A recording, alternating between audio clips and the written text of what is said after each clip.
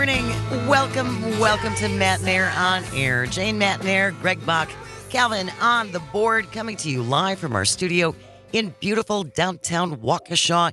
You can always join us, 844-967-2789, 844-967-2789, or leave a comment on the live stream on Facebook, YouTube, and or Twitter. We love to highlight Wisconsin businesses and industries. We have talked to, of course, cheese producers. We have talked to the cranberry growers. We've talked to ginseng growers. Hazelnut. The hazelnut growers we just had on a couple of weeks ago. So we are continuing what we are calling this segment Beyond the Cheese, as we highlight things beyond just dairy. And I'm so excited to have our next guest on. And I wanted to give a shout out to reporter Anja van Wagtendonk for WPR, because that's the reason why I found this story. And our next guest, she is the executive director for the Wisconsin Maple Syrup Producers Association, Teresa Baron. Thank you so very much for joining us. How are you this morning? Good. Very good. I reached out to you real last minute yesterday because we had just talked about the Truth in Syrup measure. And within the body of this article, it talks about Wisconsin, which I did not realize, is the number 4 producer of maple syrup in the country. Correct. Wisconsin is 4th in the nation behind Vermont, New York, and Maine. Each year, our producers go up and up. It's really, the industry is a labor of love, and people, it brings families together. Well, it certainly is. It certainly can't be because it's such a quick thing, because producing maple syrup is, from what I understand, is incredibly time intensive, right? That it is. It takes 40 gallons of sap to make 1 gallon of maple syrup. And you need ideal conditions in the weather. Right now, it's really on the upstream for a producer, because this is ideal conditions of weather, but it's kind of early. So many of your large producers are starting to tap as they normally do, because they have a tubing system, where your smaller producers usually are tapping later, usually mid-February, beginning of March. We have an operation of about 1,200 taps on tubing and pails. So we usually start tapping mid-February at our operation. We are going to tap a little bit earlier this year just because of this weather, Sure. But just our tubing system. And that being said, there are so many things involved with the production of maple syrup, and weather is one of those critical things, and temperature is another one of those critical things, right? Because it has to be right in order to get the sap to run, but I would imagine you need a certain amount of cold for the trees, right, to produce. Yeah, you do. You want the temperature to be freezing at night and above freezing during the day. That's a big thing on the temperature. You need that freeze-thaw cycle to kind of warm up the roots. And one thing about this year's season, with the less snow, it actually blankets your roots, which helps that frost come out of the ground quicker. So right now, at ideal temperatures, not necessarily your trees are running, because that frost may not have come out of the ground yet. If you're just joining us, Teresa Baron is our guest. She's the executive director of the Wisconsin Maple Syrup Producers Association, and we're talking about the fact that Wisconsin is the number 4 producer of maple syrup in the country. Is there a particular area of the state, Teresa, where our maple syrup producers are primarily located? We kind of joke about the Maple Belt Line, and that runs through like Merrill, Wausau, mid-Wisconsin, central Wisconsin. But there are many producers throughout the state. Of course, usually if you're more in southern Wisconsin, your season starts earlier. There's many producers down in, Milwaukee, Madison way, where upper Wisconsin, your producers usually tap later in the season. In Wisconsin, if everybody said they're a producer and said to the state we produce, I bet you there's over 10,000 producers. Seriously? And when I say 10,000 producers, you can make maple syrup from one tree. On average, one tap should give you 10 gallons of sap, hence 1 quart of maple syrup. So yes, you can tap a tree in your yard. and boil that down.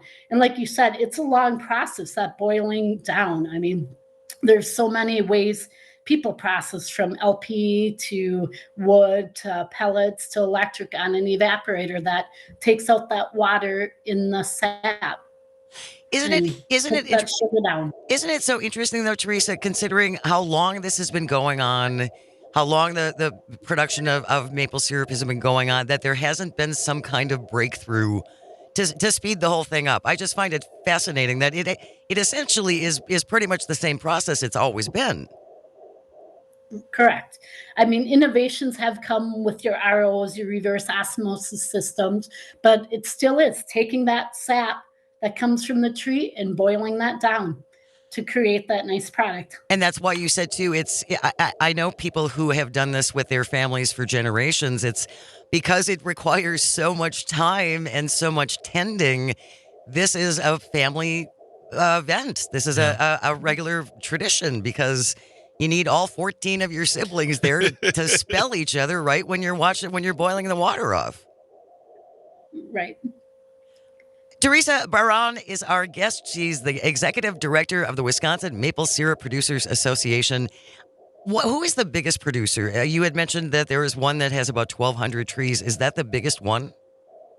Oh, in Wisconsin, no, there's people with 80,000 taps. You think Wisconsin doesn't have many taps, but like I said, there's many producers from that 1 to 80, or maybe it's even more than that. There's quite a few bigger producers in upper Wisconsin, in northern Wisconsin. So, and producers keep expanding. One thing nice about Wisconsin, you'll notice there's lots of maple trees. So there's lots of room for expansion. And one thing kind of neat about the maple industry, a lot of people tap on their neighbors' woods and work deals out with their neighbors. And they do a lot of communal tapping in small communities. You know, you'll see in towns now, people are tapping their trees and working together on a one boiling down system. But if you're tapping your trees in town, just remember, if they're on the road right away, you better contact your city and stuff like that. Yeah, you're going to want to let them know about that. Yeah. And Teresa, if I mean, it's not that complicated to do this. I can't imagine you need all that much equipment. No, you need a drill, a spigot, a hammer, and something food grade to put that sap in. Why I say food grade, anything sap touches, it'll take on the taste. So if you're putting it in a pickle pail, it'll take on that taste. And you don't want pickle flavored syrup. So you really want to use I bet you there's some people out there who do. Pickle syrup. Oh yeah, there's an offshoot for you right there, Teresa. There's the next thing. So you want it. Go ahead. So you just want, when you're taking that sap, it's a perishable product. So when you're taking that clean sap, you want to cook it down. That's giving you a better quality product. I mean, people cook down on an air fryer. You know, they'll put their sap and cook in there. Just if you had oil in the air fryer, you don't want to use that. You want to use a clean pan because it'll pick up any of that. So when it's said that anybody can do it, yeah, it takes a long time as you let that cook down to that 66.9 bricks, and it just takes time. Lots of patience. Lots of patience. You got to have lots of patience.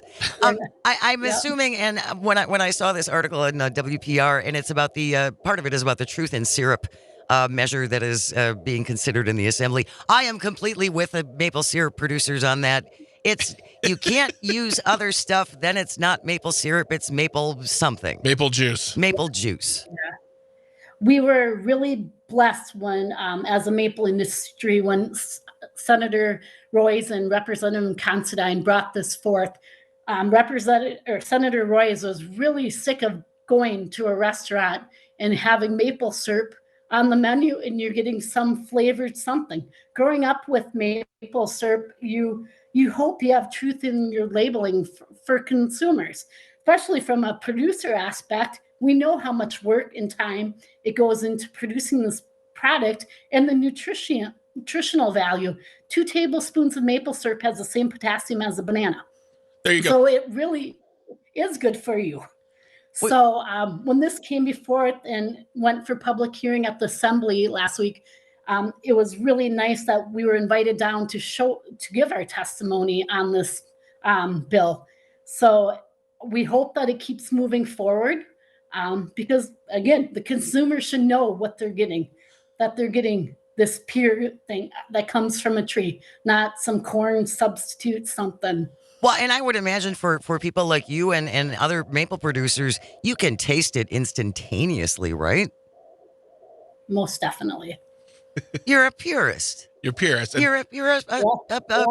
a syrup purist. And we were just having a conversation earlier about the need for potassium and Jane's dislike of bananas. So now we have a healthy alternative. You heard it here, folks. Maple syrup. What was you said? 2 tablespoons? 2 tablespoons. And is there a way to purchase maple syrup through the Wisconsin Maple Syrup Producers Association, Teresa? So we have a great website, www.wismaple.org.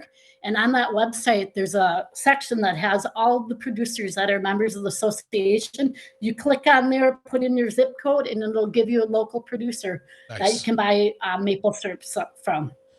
Also you can buy it at your farmer's market and where else as well. But yeah, buy it from a local producer. Yeah, buy it from a Wisconsin producer. And maple bacon, baby. Ooh. Oh boy. That's a good thing.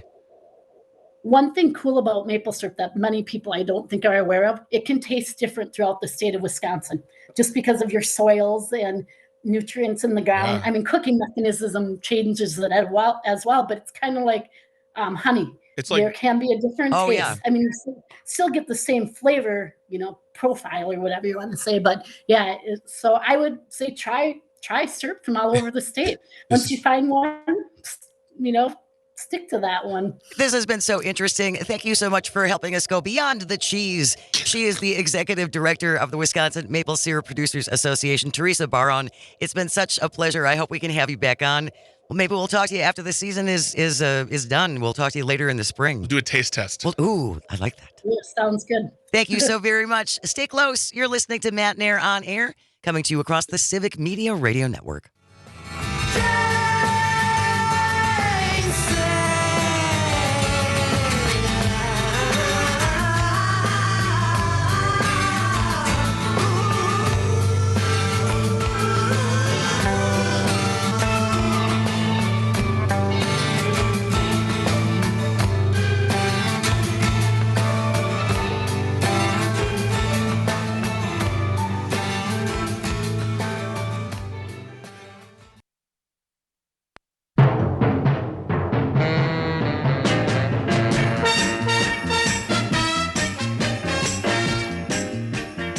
I feel so 60s.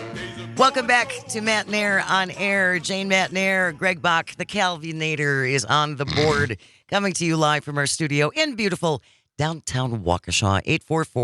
844-967-2789, 844-96. Party. Or leave a comment on the live stream if you're watching on Facebook, YouTube, and Twitter. If you're just joining us, coming up in a little bit, 11:33, right after the news, we're going to be talking about the Birkebeiner, the 50th anniversary of the greatest cross-country race in the country. The 50th anniversary is this year. Yep. So we're going to be talking to Sean Connolly, who is the marketing and communications director for the Birkie. What are you laughing at? It sounded like you said Sean Connolly. Sean Connolly. He's with the Birkie. I know. You sound like you're from Boston. He's going to be here at 11:33 to tell us all about it. I think they're having some snow issues in the northern part of the state, but I know these people know how to deal with that. Yeah. So we'll find out what's going to be going on with all the snowmaking and all the hoopla that they will be having a little bit later in February. We were talking to Teresa Baron. She's with the Wisconsin Maple Syrup Producers Association. We love to talk about other things beyond just the agricultural products that Wisconsin is known for. Cheese, obviously. We've talked to cranberry producers. We talked to ginseng producers. We recently talked to hazelnut producers in Wisconsin. And so we wanted to highlight the fact that I did not know this, that Wisconsin is number 4 in the nation for producing genuine maple syrup. Because we're awesome. Mark from the SAC texted in, good maple syrup is fantastic. The synthetic Fake stuff is an abomination, a crime against nature, and nature's God. Mark, don't be dramatic. Tell us how you really feel. It's an abomination. Yeah, I guess here's the thing is,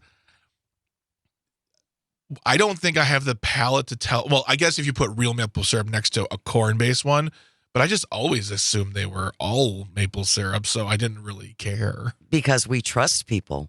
Well, I don't trust people. I want my pancakes to taste good. But now it's something to look out for if you want genuine maple syrup. And there's this truth in syrup measure now that is being considered in the legislature so that you know that you're getting the real deal. Tony checking in on the live stream. Maple bacon is the best. Yes, it is. I disagree, but that's just me. Have you ever had maple bacon? I've had it. I prefer my savory separate from my sweet. Okay. This is how I am. I like my Fair bacon enough. if it tastes like bacon. And let's just leave it at that. There's the scone lady who's at the Waukesha farmers market. Yeah. Every Saturday makes the best maple bacon scones. Will blow your mind. Okay. They're so good. Okay. They're so good. Stephen from Green Bay is on the line. We're talking all things maple syrup and it's full of potassium too. Yeah, that's the great part. That is. There's a good nutritional reason. What did you want to say, Stephen? Thanks for joining us. Well, I thought I'd call in because we seem to be talking about a sticky situation. Anyways, with that being said, a couple quick comments. The first thing is when you call Kelvin the Kelvinator, it reminds me weirdly of the Baconator from Wendy's. I don't know if anyone else has that thought. And regardless of what if you say it or not, I always think of the Baconator. I'm thinking about it right now. And secondly, I did read a article online about potato growers in Wisconsin being the top potato grower east of the Mississippi River. So maybe there's a Wisconsin Potato Growers Association that you want to have. There we go. I like that, Stephen. I am writing that down right now. Seriously, if anyone knows of an industry or anything in Wisconsin that you would like us to take a further look at, we're absolutely open to it. Yeah, we love crowing about what we're doing here in the dairy state. We want to know about the things that we do here better than anyone else. Take that, Idaho. Whoa, hey! He did say east of the Mississippi. Fine. Okay, all right. We'll take wins where we get them. Papa Rico says Wisconsin spuds are the best. All right. 844-967-2789, 844-96. Party. If you have strong feelings about maple syrup or the Birkebein or anything like that, I would love to know some other recipes other than maple bacon. Well, I mean, right? You can do maple cupcakes, I suppose. The thing that she brought up that was interesting to me is she said that the sap will take on the taste of whatever it hits of the container that you put it in. Oh, Teresa, who's still on the chat said maple old fashioned. Maple candies. Maple candies. But I have to assume in the world we live in of weird concoctions, inventions, different kinds of. I had a dill pickle sour a couple months ago, and it was pretty good. There has to be someone out there making dill pickle syrup, or spaghetti syrup, or something. You know what I mean? Like there's got to be experimentations going on. I would think so. Yeah. Another Teresa again. Maple glazed salmon. I would eat that in a heartbeat. Maple dill pickles. Boom. I'm a genius. I use it as a substitute for sugar in most recipes. Wait, where are you getting that from? That's from Sean, who's waiting to join us at 11:33. You see, folks, we got the whole maple chat, the whole side maple chat going on. Folks, you're on the live stream right now. We got ourselves a little VIP thing happening here. Tony, again, I just had my first maple old-fashioned last month. It was wonderful. That's fantastic. I would totally do a maple old-fashioned. I would give that a try. Oh, absolutely. I think we need to make that happen. We need to probably go down to Nice Ash here in downtown Waukesha. And live show. Oh, drinking with a live show? I'm just saying we do little samples. Okay. We test it. We talk about it. We highlight a local business. And we put it on the company credit card. And then we make Calvin drive. Absolutely. Absolutely. I like the way you're thinking, Jane. I knew when I met you. Well, we're putting together all kinds of ideas for road trips and different things. And as a matter of fact, Todd Alba and I were talking last night about going on a tour of the 3rd Congressional District. Nice. So we were chatting back and forth last night, laying out our route on where we'd like to hit. So we're thinking maybe in mid-May. This is all a work in progress, but I'd like to go to Richland Center, La Crosse, Amory, Stevens Point, and then wrap it up in Wausau. So if we do a whole week on the road, I think it would be really interesting. There's going to be a big election in the 3rd Congressional District. Eric Van Orden currently in that seat. Could have all those people running against him. There are 3. There you go. Tony said in my reference to going to a bar and doing a show, he said, "What is this, Devil's Advocates?" No. So, we got so much to do with maple syrup and other foodstuffs. We could just do a food tour of Wisconsin. I'm not against that either. I love that idea. Can I come with? Absolutely. Okay. All in the works. We'll let you know 2024 is as amazing. Stuff progresses. All right, we're going to talk about the Berkey. The 50th anniversary of the Birkebeiner is coming up in February. All the details on the way. Stay close. We have news on the way next. You're listening to Matt and Air on Air. We're coming to you across the Civic Media Radio Network.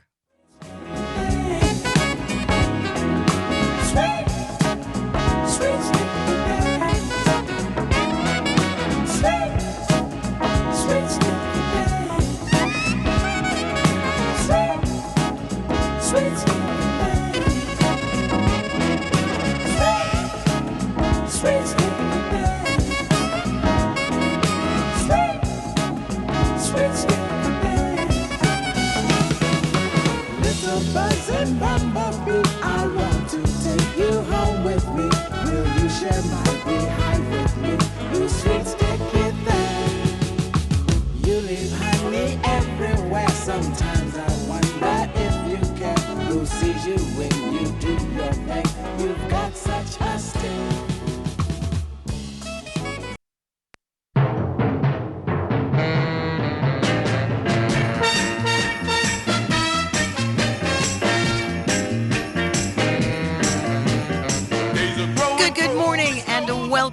Welcome to Matt and Air on Air. So very, very happy to have you along. Jane, Matt and Air, Greg Bach, Calvin is on the board, coming to you live from our studio in downtown Waukesha. Just a reminder, Bucks in action tonight. They're at the Trailblazers at 8:30. You can listen on Oshkosh Air Support, WISS, 1100 AM, 98.3 FM, or WCQM in Park Falls, 98.3 FM. Again, the Bucks and the Trailblazers tonight at 8:30. Very excited to have our next guest joining us. It's coming up in just a couple of weeks, the 50th Annual American Birkebeiner. Sean Connolly is the Marketing and Communications Director, and he joins us live. Good morning, Sean. Thank you so much for making time for us. Oh, good morning. Thank you so much for having me. Now, it's a little brown up there right now, isn't it? I'm looking out the window and unfortunately seeing a little more grass and concrete than we'd like to see around this time of year. Just this past Monday night and during our live stream, we announced that we are going to be most likely seeing some changes to this year's American Birkebeiner. These years happen. Sure. Yeah, they certainly do. But this isn't the first time it's happened either, which is kind of gives us a lot of hope. 1981. The American Birkebeiner was actually nicknamed the Bikini Biner because it was 63 degrees outside. And the day before the race, we had over 300 volunteers in the woods shoveling snow out onto the course so that the elite could go into the course. Sean, so that's happened. It was 63 degrees at the end of February.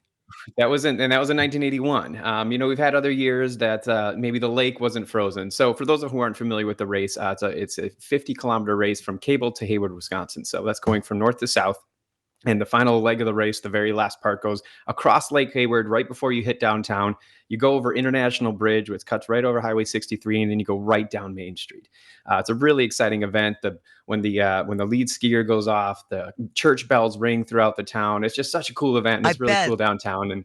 And so we've had years where the lake wasn't quite frozen enough, so we weren't able to do that. So there have been plenty of years. 2000, unfortunately, we had to cancel then. 2000 and 2017 are the only times we've had to totally cancel the race due to bad weather. And to be honest, this year that's not completely off the table. I mean, if the week before the Berkey it's 50 degrees and raining, there's not a lot we can do about that. But the things we can control, which is really exciting, is that for the first time, just for the past 2 years, we've been able to make snow here just through some very generous donations. We have a lot of very generous donors that have prepared us for years like this. So we've had our snow machines running around the clock whenever we can. And right now we have one of the biggest, they call them Nordic whales, a snow pile. All right. We call them Nordic whales. And they do look like a big Nordic whale underneath the snow. And we have one right now that's getting close to probably 150 meters long and 2 stories high, that we're going to be able to shift some of that snow out around the course. So the 4 contingencies right now are Berkey as usual, 1 to 5% chance that that's actually going to happen. All right. If we're looking outside the window and we're looking at the long range forecast, but it's on the table. It's there. The other 2 options would be one that is a looped course that goes from Cable to Double O. Now, again, for those who aren't familiar, the race goes from Cable to Hayward. Look at my screen, Cable to Hayward. And then right in the middle is Double O. It's a highway called Double O. So the other one would be a looped course where it goes from Cable down to Double O and then back up. Yeah. And the other exciting option would be a looped 10 to 20K course right around the Birkebeiner trailhead, which is where we have our snowmaking machines. So that's the other option. And the reason that option is really exciting, particularly for our spectators, is that this year, the World Cup of cross-country skiing is being held right over in the Twin Cities.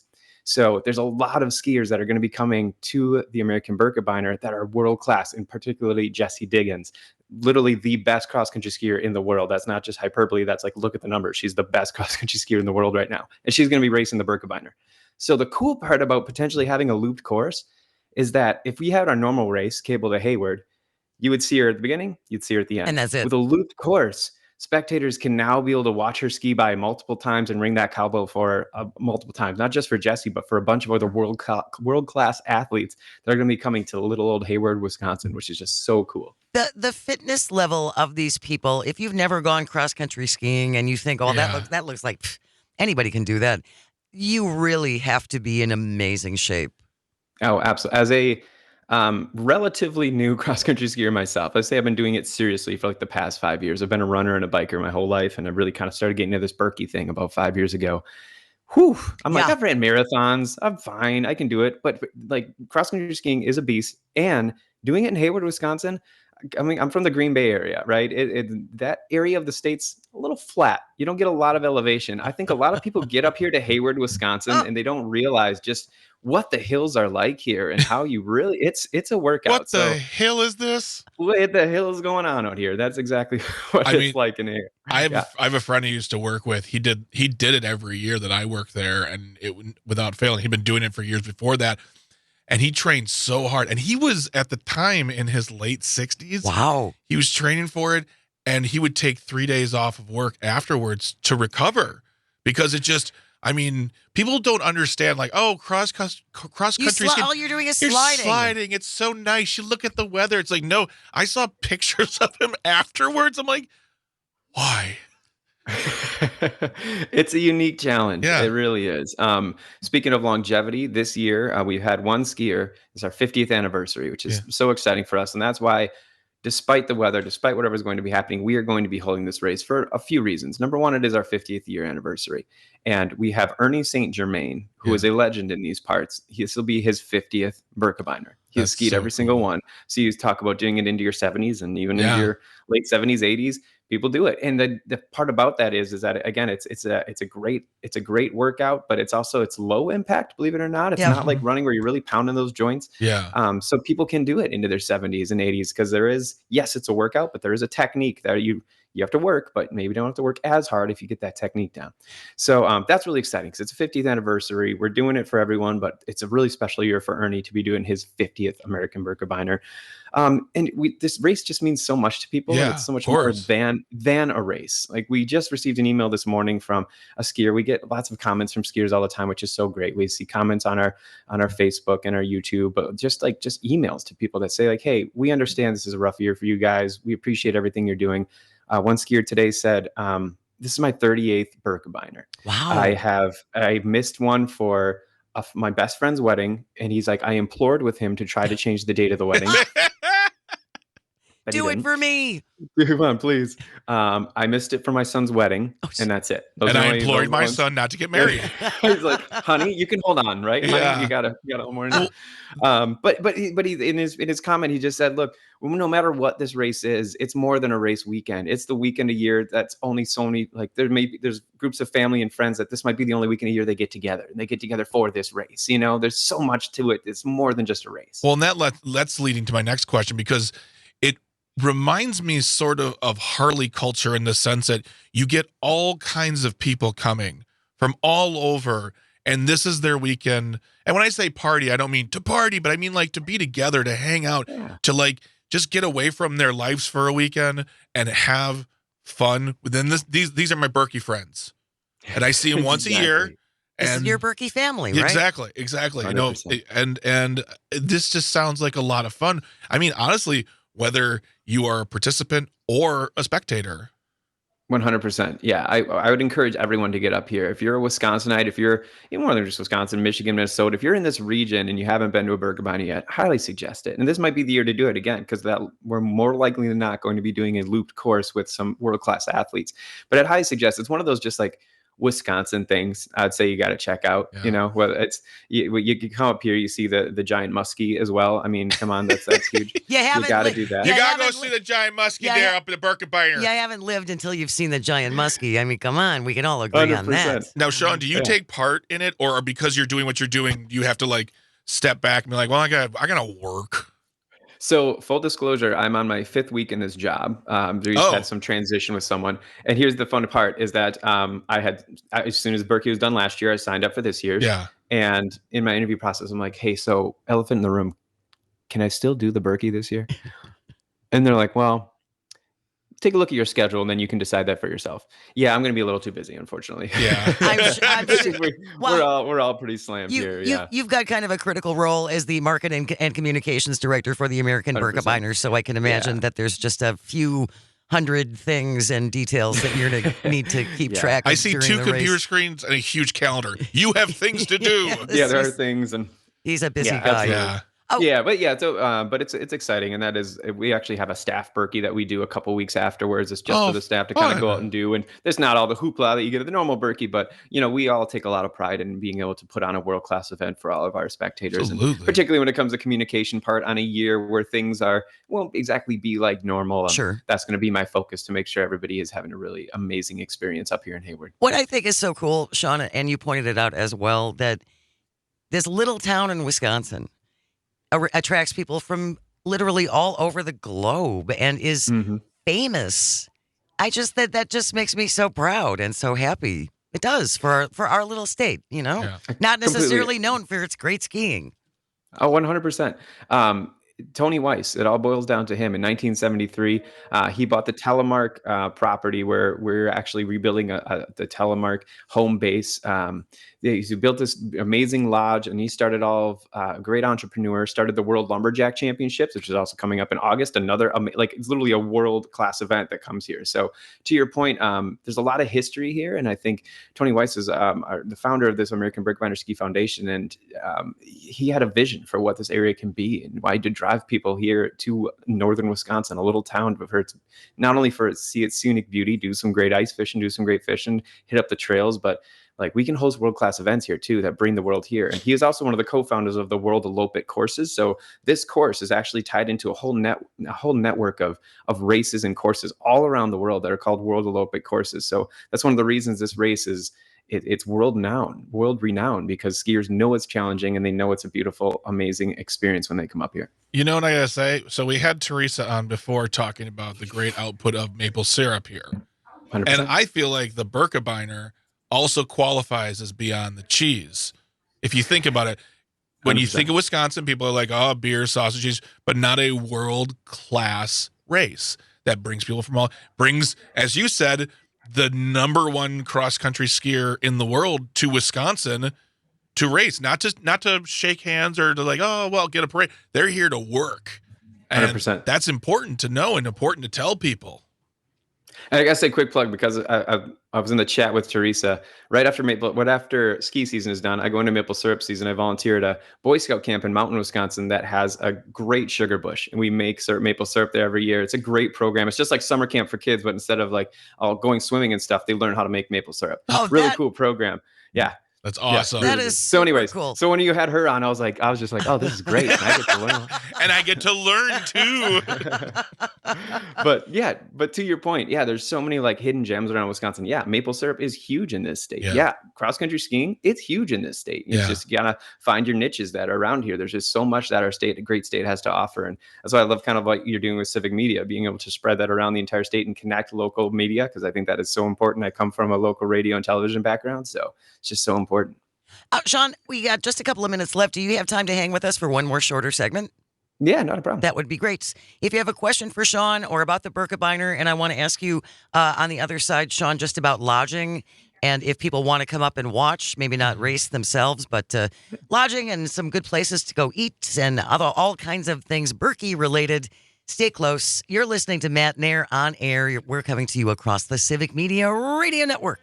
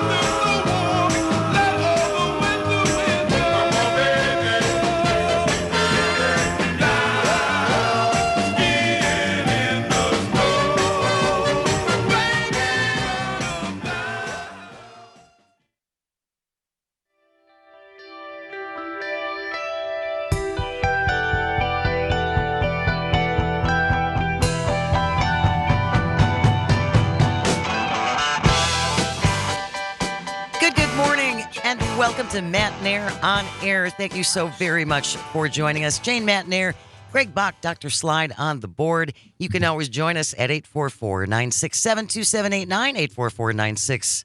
Pasty. Or shoot us a message if you're watching on the live stream on Facebook, YouTube, and Twitter. Birkebeiner is coming up next month in Hayward, Wisconsin. Sean Connolly is the communications and marketing director for the Berkey. Sean, and I've been to Hayward and I've stayed in Hayward. It's not like there's a whole large amount of hotels available. So people must kind of stay all the way around the area, right? Correct. Yeah. There's a lot of great Airbnbs in the area as well outside of the hotel. Hotels fill up pretty quick around here. But yeah, a lot of host families and a lot of Airbnbs, but everywhere from Hayward, Cable to Hayward, and the surrounding Sawyer County, people will stay. And if you can get within an hour, that's good. That's pretty good. That's pretty good. Yeah. And as far as, is there an average price, or I suppose you just have to kind of hunt around a little bit and see what you get? Yeah, you got to hunt around. It's tough to say that because I know there's a lot of skiers who the second the Berkey's done, they're talking with their hosts about next year already. Sure. Like, hey, I want to book this, so they can get a decent deal. But but supply and demand, and it is a little scarce around here. So if you want to come this year, I would suggest looking for that housing sooner than later. Do it now. Yeah, do it now, because it gets a little scarce the closer you get to race day. Or get that RV, Jane. 100%. Get that RV, Jane. I'm lobbying Sean for the station to buy us a travel RV that we can take around the state with just a small hot tub that we pull behind it. It wouldn't be huge. Just the necessities, right? Exactly. The basics that you need when you're on the road. And as far as restaurants and stuff, I'm sure there's all kinds of options up there too. Oh yeah, there's a lot of great restaurants up here. Lots of great partners that we work with. I mean, the Sawmill Saloon's one of the ones we like to have a lot of after parties at. But anywhere in downtown Hayward, you're going to find a great meal. Main Street Tacos does an amazing job. The Angler Bar and Grill does an amazing job. So yeah, you got a lot of great options down here in Hayward, Wisconsin, and up in Cable too. There's a lot of like just it's kind of like we were talking about before. Wisconsin's got a lot of these hidden gems, and I think the hospitality of our local like bars, restaurants, pubs are just like really they're top notch. I don't think you can walk into one and not feel like you're at home. Well, and this has got to be such a big deal. There was just an article today about so many of our businesses in the North Woods who are struggling They are. because they Mhm. depend on snowmobilers and they depend on ice fishers. And if, it, if you can still go visit these places, that would Please be do. great Yeah. because the supper clubs and Oh, the supper the clubs. bars and the little, sports bars and stuff, they're hurting. Yeah. They are, and that's what again another reason why like we're having this event one way or the other.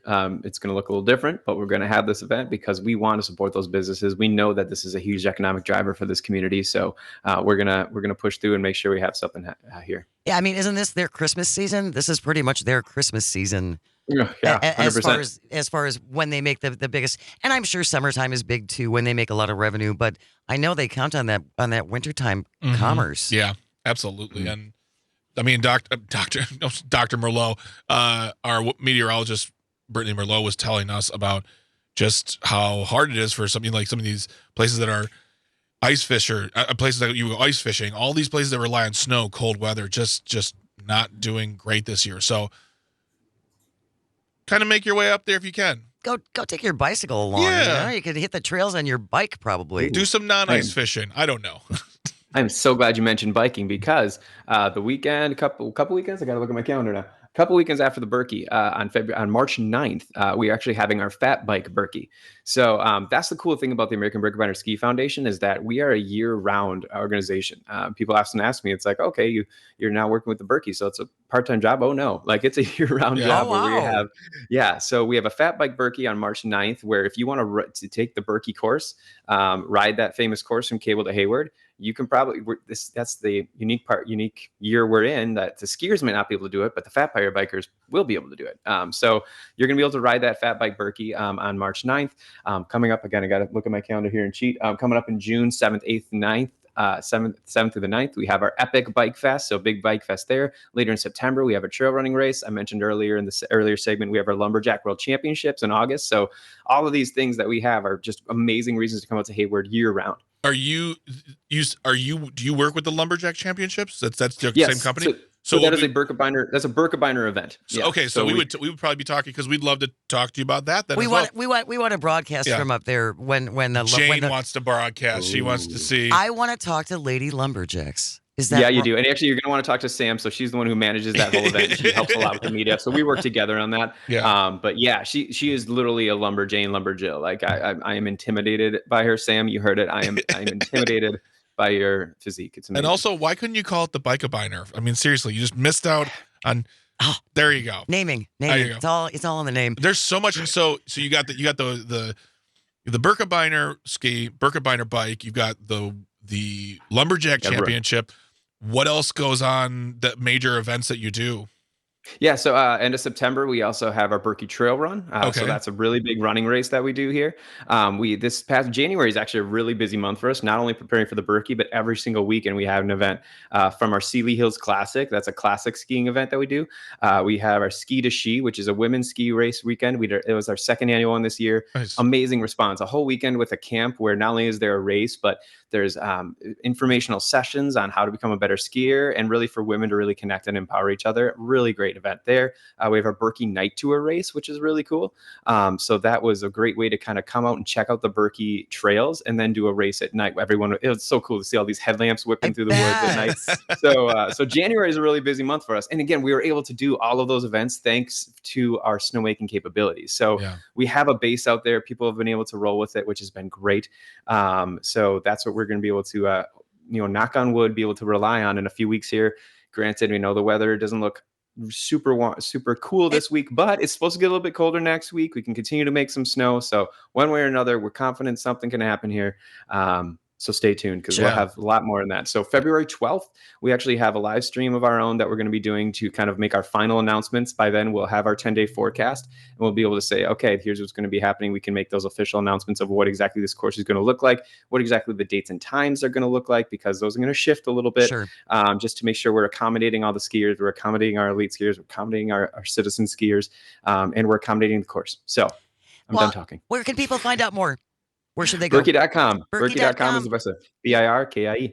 Thank you so much, Sean Connolly, the Marketing and Communications Director for the Birkebeiner. Thank you to all our guests who joined us this morning. Thank you for listening and calling and texting. I hope you find some joy today, and I really hope you have the chance to share it. We have news on the way next, followed by Todd Alba. Keep it here on the Civic Media Radio Network.